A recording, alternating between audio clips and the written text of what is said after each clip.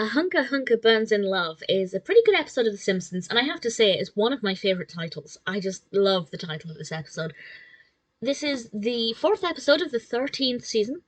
It's directed by Jim Reardon and Lance Kramer, 7.1 out of 10 on IMDb, which is a pretty average rating for this stage in The Simpsons, and I think I agree with it.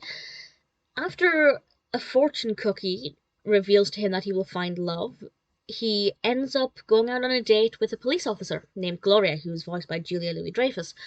And Burns becomes quite smitten with her, and to begin with, she's not necessarily taken, but one thing leads to another, and they end up going on another date, and Homer seems to be around all of the time as Mr. Burns' advisor, which leads for some relatively awkward situations, but it kind of is a really interesting point that shows that Mr. Burns can't really do anything by himself. He's got all of this power and all of this money, but he's not very familiar with how to function on a date.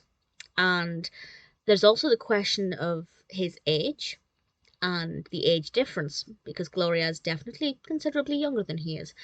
And there are certain things that he's maybe not able to do without medical help, which is absolutely fine, of course. But it does beg the question, is he going to be able to sustain this relationship? Or is Homer always going to have to be there? I'm not going to answer any of those questions, of course, but what I will say is it was unpredictable.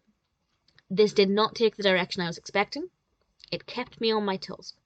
Gloria is a new character I liked. I thought she was a very well-written character, obviously very well voice-acted. I thought she had quite a believable response to a lot of things as well, which is always a benefit. So I like the characters. I like it when Mr. Burns is one of the main characters, but in a different environment, so away from the power plant. And that's what we get here, and I think it works very well. Homer's involvement, I liked. I don't like it for him. I don't think it was fair for him.